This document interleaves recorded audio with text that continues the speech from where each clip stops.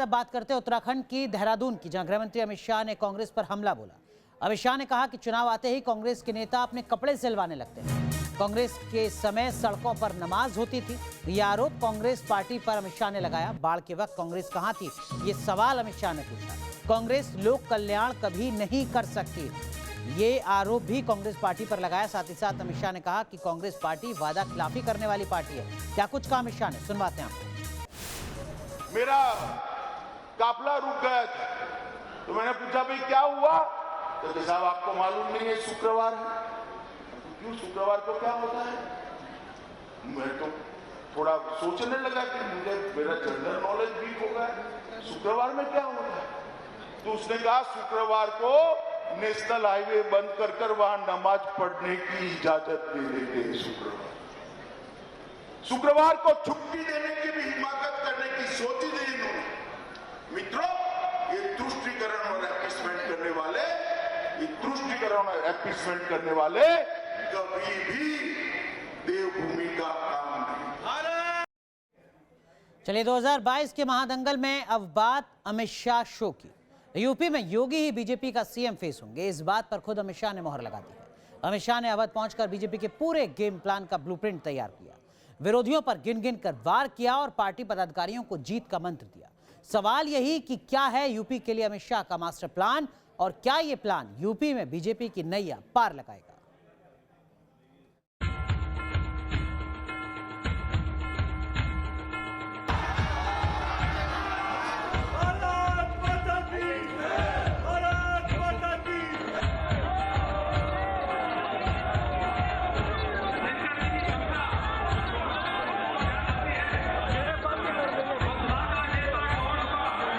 Bharatiya Janata party के mister भरोसेमंद, चुनावी रणनीति के सबसे बड़े चाणक्य,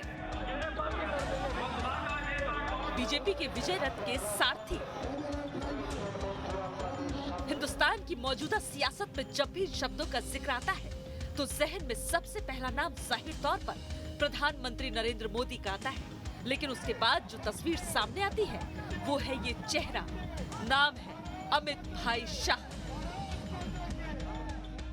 चुनावी नब्ज टटोलने में माहिर, विरोधियों पर जबरदस्त वार, बेहतरीन प्लानिंग, सटीक रणनीति और सदा हुआ एक्शन प्लान, यही है बीजेपी के लिए अमित शाह का सीधा सपाट मतलब। बीजेपी के शाह ने यूपी में चुनाव का शंखनाद कर दिया है। मिशन एक बार फिर 300 प्लस का करिश्मा दोहराने का है। जय श्री राम, जय श्री राम, जय जय श्री राम। यूपी में अगर बीजेपी 300 प्लस की बात करती है तो उसके पीछे है वो भरोसा जो पार्टी को मोदी, शाह और योगी की तिकड़ी में नजर आता है। योगी और मोदी पहले से ही यूपी में अपना दमखम दिखा रहे हैं। मोदी कुशीनगर, सिद्धार्थनगर और वाराणसी में जनसभाएं करके विरोधियों के सामने विकास का महादाव चल चुके हैं।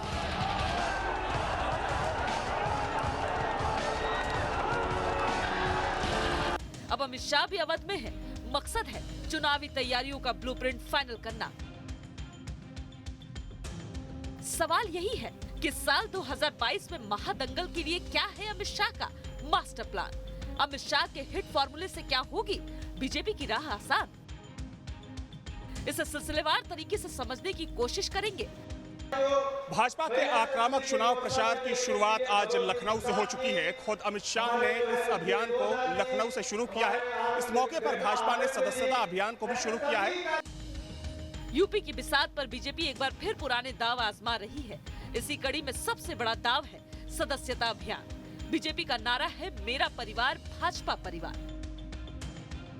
अमित शाह ने इस बार भी साल 2017 वाले अपने इसी फॉर्मूले के तहत 1.5 करोड़ से ज्यादा लोगों को पार्टी से जोड़ने का टारगेट सेट किया है। सदस्यता अभियान को बीजेपी वो ब्रह्मास्त्र मान रही है जो अब तक अचूक रहा है। बीजेपी की कोशिश इसी मेंबरशिप प्लान से यूपी के घमासान में अपने वोट बैंक को बढ़ाने की है, लेकिन क्या ये इतना आसान है?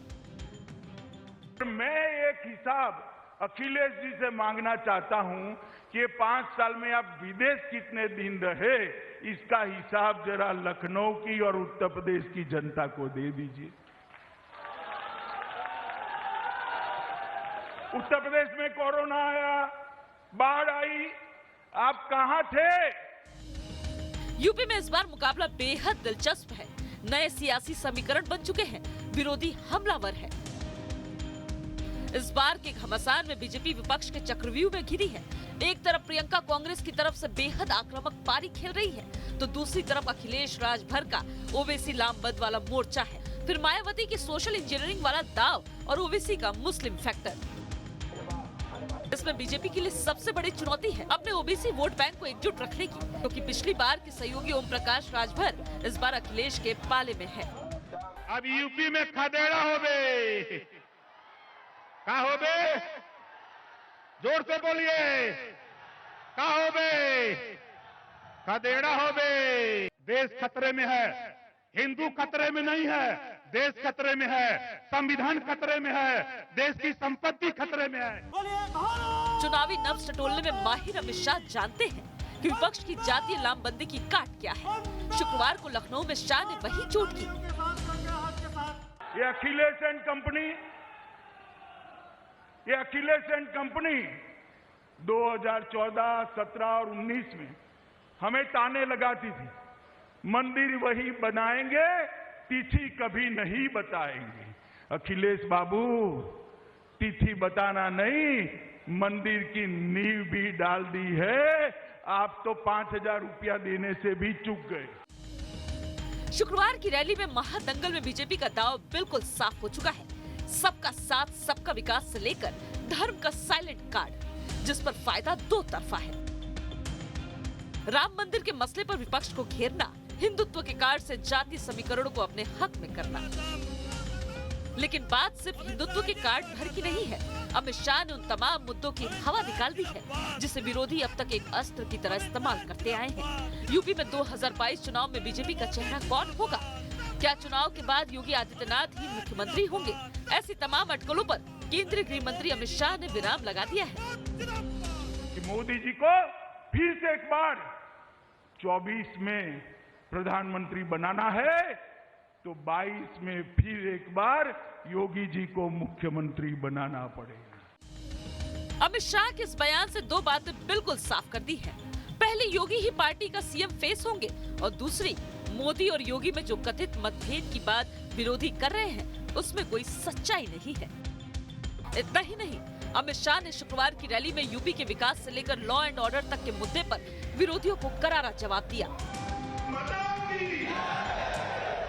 इतना गड्ढा छोड़कर गए हैं कि 5 साल में एक गड्ढा भरना असंभव, कोई भी नहीं भर सकता। उत्तर प्रदेश में भी बहुत कुछ करने का बाकी है।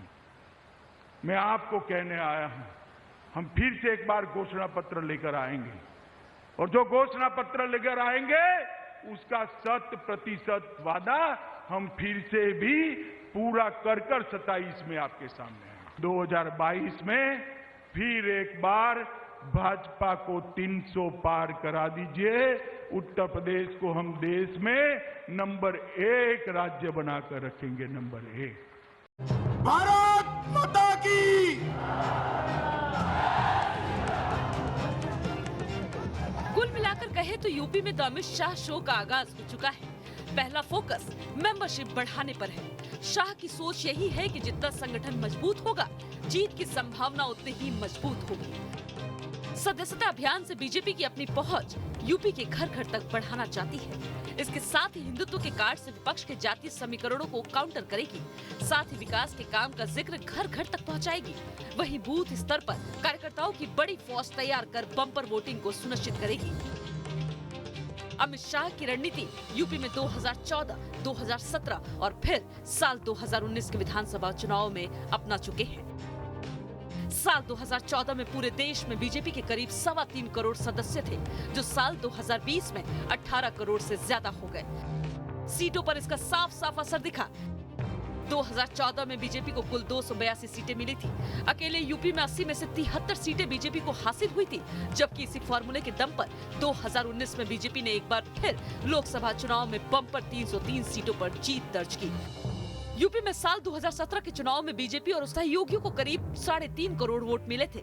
अभी यूपी में बीजेपी के 2.5 करोड़ सदस्य हैं। बीजेपी का टारगेट 4 करोड़ सदस्य बनाने का है। 2014 के चुनाव में भारतीय जनता पार्टी ने करिश्मा कर दिखाया था, तो इसलिए अमित शाह जी के इस रणनीतिक कौशल का लाभ उत्तर प्रदेश की भारतीय जनता पार्टी की यूनिट को मिलने जा रहा है। ये भारतीय जनता पार्टी की यूनिट के लिए सौभाग्य का विषय है कि देश के यशस्वी गृह मंत्री श्री अमित शाह जी का आगमन हो रहा है और भारतीय जनता पार्टी के उत्तर प्रदेश के कार्यकर्ता उनसे ऊर्जा प्राप्त करेंगे। विपक्ष को अब तक बीजेपी अपने बूथ लेवल के दमदार मैनेजमेंट की वजह से शिकस्त देती रही है। यही अमित शाह का हिट फार्मूला है जो हर बार कारगर सिद्ध हुआ है। हालांकि इस बार यूपी में विकास की बयार, बाहुबलियों का सर्वनाश और राम मंदिर का निर्माण, ये ऐसे मुद्दे हैं जिनके दम पर बीजेपी 300 प्लस के पार जाने के दावे अभी से कर रही है। Team news nation.